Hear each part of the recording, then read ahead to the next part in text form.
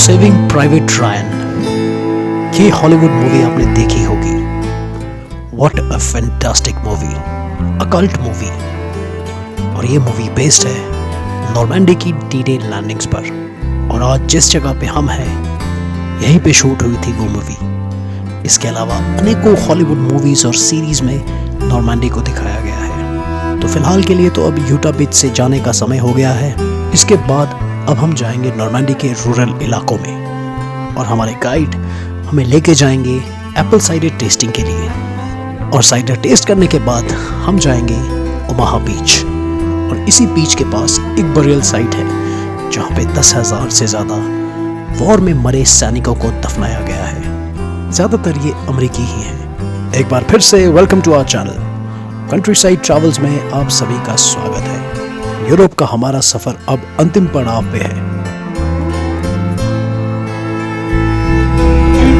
Later on that we are realizing that it's only 4% of the French population who was resistance. It was mainly young people around 20-25 years old, and their project, so they were communicating. France ने एक अहम भूमिका निभाई थी world war में। आगे बढ़ने से पहले मैं आप सबसे गुजारिश करूंगा कि हमारे चैनल को सब्सक्राइब जरूर करें। इतिहास के पन्नों में दर्ज ये वर्ल्ड वॉर की कहानी जारी रहेगी। अभी हम बस में बैठे हैं और गांव के इलाके में जा रहे हैं जहां पे हमें एप्पल साइडर टेस्ट करना है। तो बहुत ही इंटरेस्टिंग और बड़ी ही एक दुख वाली जो कहानियां जुड़ी हैं वर्ल्ड वॉर से हमारे गाइड्स हमें सुना रहे हैं। जो फ्रांस के अंदर जो नाजी फोर्सेस थी, एक बेहतरीन जगह होती थी नाजी सोल्जर्स को इन बुशेस के बीच में छुपने के लिए। तो इस वक्त हम नॉर्मैंडी के एक कंट्री साइड किसी एक सबर्ब में आए हैं, विलेज है, गांव का है। यहाँ पे साइडर टेस्टिंग के लिए हम आए हैं। फिर मैं बताऊंगा आपको थोड़ी देर बाद कि साइडर क्या होता है, कैसे ये तैयार की जाती है। When the glasses are full, you can check them and make a group so the others can have access.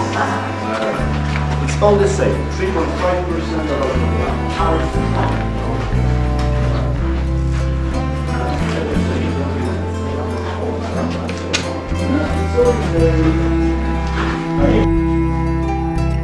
मैं आपको थोड़ी देर बाद दिखाऊंगा। यहाँ पे बड़े ही छोटी छोटी हाइट्स की एप्पल ट्रीज हैं और वो भी कुछ अलग ही वैरायटीज़ हैं। हमारे यहाँ पे जैसे होती हैं एप्पल अच्छी वैरायटी के होते हैं क्योंकि कोल्ड टेम्परेचर है, और यहाँ पे मॉडरेट से टेम्परेचर होता है। इसमें 5.5 अल्कोहल की परसेंटेज है, लेकिन पहले वाला गिलास में दिखाया था वो 3.5 अल्कोहल कॉन्सेंट्रेशन थी उसमें।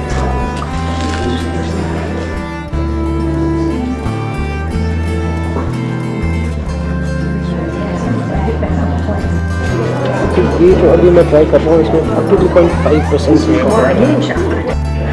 तो ये 42% वाली जो मैं ट्राई कर रहा हूँ बहुत ही ज़्यादा स्ट्रॉन्ग है।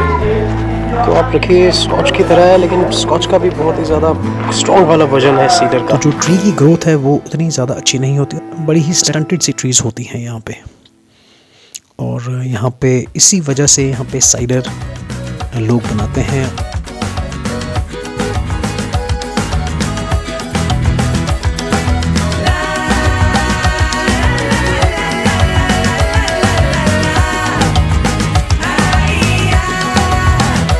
से साइडर बनती है और जो प्राइसेस हैं वो डिसाइड करता है जैसे अल्कोहल के कंटेंट और जो अपना एज कितने डिस्टिलेशन प्रोसेस से ये गई है, तो उसके हिसाब से प्राइस डिसाइड होता है। तो 2 यूरो से लेकर 130 यूरो तक का प्राइस है। बहुत ही छोटे छोटे पेड़ हैं, देखेंगे वहाँ पे ये साइडर है। तो मेरा कौन सी वैरायटी है, लेकिन चलिए देखते हैं। तो गाइड से जो हमारे गाइड हैं वो हमें बता रहे थे कि वो बता रहे थे हमें कि इस नॉर्मैंडी इलाके में वाइन क्यों नहीं होती। यहाँ पे वाइन इसलिए नहीं होती क्योंकि जो वेदर है यहाँ पे बहुत ही अनफेवरेबल है, बहुत ज़्यादा बारिश होती है। तो हम खुशकिस्मत हैं कि यहाँ पे इतनी धूप है आज, और आमतौर पे यहाँ पे बहुत ज़्यादा बारिश होती है और वो वाइन के लिए ठीक नहीं होती, जो वाइन के कल्चर के लिए ठीक नहीं होती। तो इसीलिए इन इलाकों में सीडर जो एप्पल की ही किस्म में ये छोटे छोटे बुश होते हैं। और ये बता रहे थे कि जो एप्पल है इसके इतने मीठे नहीं होते, ठीक नहीं होते, और ये सिर्फ वाइन प्रिपेयर करने के लिए ही ज़्यादातर यूज़ होते हैं। तो टेस्ट तो अच्छा था इसका। तो जैसे मैंने आपको दिखाया कि 3 टाइप की अल्कोहल कंटेंट्स थे, 3.5, 4.5 और 17.5, और लास्ट में 40% का।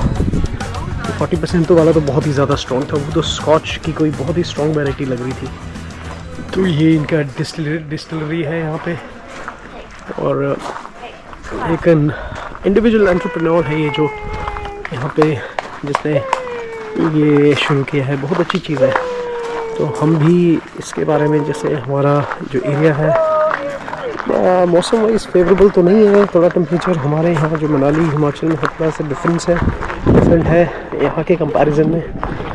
लेकिन एप्पल अगर यहाँ होता है तो फिर हम भी इसे ट्राई कर सकते हैं। लेकिन वाइन जो सीडर है, इट्स नॉट वाइन नहीं होती है, सीडर अलग है। ये जो एप्पल का है अलग किस्म का एप्पल है ये, तो इसे ट्राई किया जा सकता है। तो ऐसा है, ये देखिए यहाँ पे बहुत पुरानी लग रही हैं ये डिस्टिलरीज। फ्रांस ने दूसरे विश्व युद्ध में एक अहम भूमिका निभाई थी और अलाइड फोर्सेस की मदद की थी जर्मनी को हराने, और इसी के साथ दूसरे विश्व युद्ध को खत्म करने में इसकी एक अहम भूमिका थी। तो अभी हम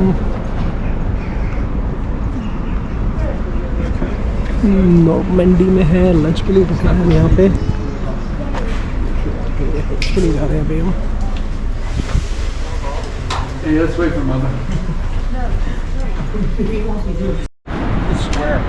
Oh, it's very good, yeah, it's very nice.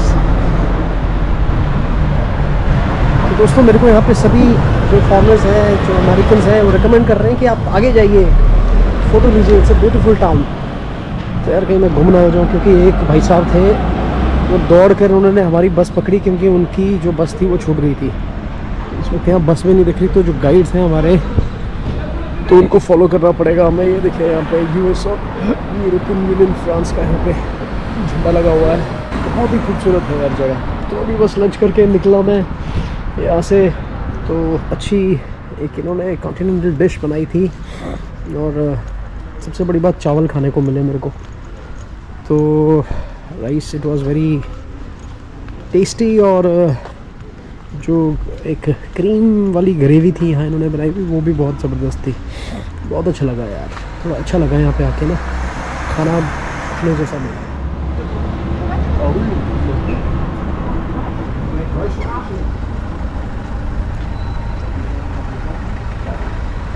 देखिए इस जगह की खूबसूरती। यूरोपियन विलेज क्या शहर ही है, विलेज तो बोल नहीं सकते इसको, है ये रूरल सेटअप, लेकिन सब कुछ मॉडर्न है यहाँ पे। थोड़ा सा आगे जाता हूँ मैं, ज़्यादा आगे नहीं आऊँगा यार, वापस भी जाना मेरे को। तो इस वक्त नॉर्मंडी के टूर पे हूँ मैं। नॉर्मंडी देखिए यहाँ पे केबाब, पनीनी सब कुछ मिलेगा यहाँ पे। चलिए यार अब चलते हैं वापस। तो इस तरह से है कुछ। तो जो नॉर्मंडी की हिस्ट्री है उसके बारे में मैं आपको बताता हूँ। तो जो इंग्लिश चैनल है वो यहाँ से बिल्कुल पास है। तो जो यूके है, यूनाइटेड किंगडम, तो वो यहाँ से इजीली एक्सेसिबल है, क्योंकि ये कोस्ट लाइन है, कोस्ट का एरिया है ये। तो उस ज़माने में जब प्रॉब्लम्स हुई थी, और जो यहाँ पे नाज़ी लीडर थे खासकर हिटलर, तो उनके और जो यहाँ के प्राइम मिनिस्टर, यूके के प्राइम मिनिस्टर थे, तो उनके बीच में कुछ प्रॉब्लम्स चल रही थी। तो एक स्टेट ऑफ वॉर सा हो गया था, और ऊपर से फिर अलाइड फोर्सेस जापान और अलग अलग जगह पे भी थोड़ा सा दिक्कत कर रही थी। तो फिर उस तरह से तो वो क्या रहा था कि जो नाज़ी फोर्सेस हैं, जो हिटलर है, वो यूरोप के बहुत सारी कंट्रीज़ को कॉन्कर करना शुरू कर चुका था।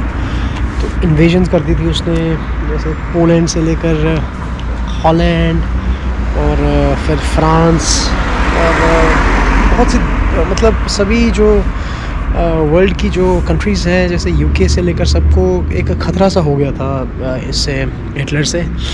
तो फिर उन्होंने एक अलाइड फोर्सेस तैयार की, और जिसमें खासकर जो नॉर्मेंडी में है वहाँ पे जो यूके, जो इंग्लैंड है और यूएस है और कनाडा, तो उन्होंने यहाँ पे नॉर्मेंडी में अटैक किया था।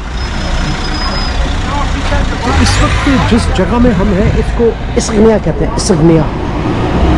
ये जो नॉर्मेंडी एरिया है इसमें पड़ता है इस्ग्निया। यहाँ पे कुछ डिस्नी की बात भी कर रही थी गाइड, मैं समझ नहीं पाया उसकी भाषा को, कुछ कह रही थी वो। अलाइड फोर्सेस के जो पैराट्रूपर्स थे हवाई जहाज़ से इन्हीं बिल्डिंग्स पे लैंड करते थे, और पूरी तरह से एक स्ट्रैटेजी उन्होंने बनाई होती थी। लोकल्स को कॉन्फिडेंस पे लिया होता था। 1-2 दिन पहले ही यहाँ पे सभी जो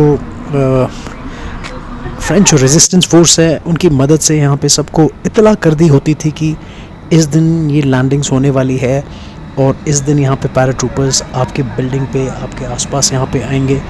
तो उनको वॉर में मदद करने के लिए जो भी आप सहयोग कर सकते हैं वो करें। तो यही कारण रहा कि जो फ्रेंच रेजिस्टेंस फोर्स है उन्होंने अलाइड फोर्सेस की मदद की, और अंत में फ्रांस को लिबरेट करने में सक्सेसफुल रही अलाइड फोर्सेस।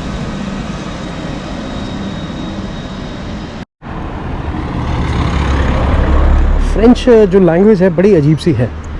अब सामने जैसे यहाँ पे ये बोर्ड में लिखा है एटांग डे पिछे, जो हम पढ़ेंगे एटांग डे पैखे। अब लेकिन ये कोई फ्रेंच अगर इसको प्रोनाउंस करेगा तो वो बोलेगा यहाँ खा पैखे। तो बहुत मुश्किल है इसको इंटरप्रेट करना कि क्या इसकी जो वॉवल्स हैं कैसे इसे प्रोनाउंस किया जाता है। यार देख के ही हमें यहाँ लगता है कितना मुश्किल रहा होगा वॉर, और हमें ये स्टोरी फिल्मों के ज़रिए दिखती है, लेकिन जब रियलिटी में हम इसे सोचें और अपने आप को उस पोजीशन में देखकर हम पुराने समय में जाएं तो कितना मुश्किल रहा होगा फ़ौजी के लिए। और जो उम्र थी फ़ौजी की ज़्यादा से ज़्यादा 19, 20, 21, 22 या 23 साल रही होगी उस ज़माने में। और पूरा मतलब एक किस्म से आप डायरेक्ट मौत को फेस कर रहे थे जब लैंडिंग कर रहे थे अलाइड फोर्सेस, अमेरिकन और जो भी ब्रिटिशर्स थे वो सब। तो काफ़ी टफ रहा होगा उस टाइम।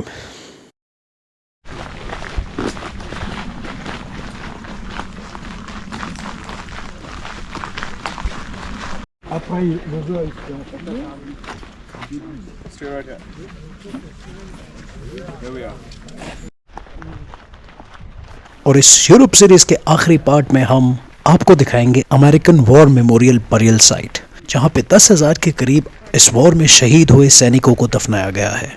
ज़्यादातर ये अमेरिकन सोल्जर्स ही हैं। हमारे साथ ओमाहा टूर पे बने रहिए, अगले वीडियो को ज़रूर देखें।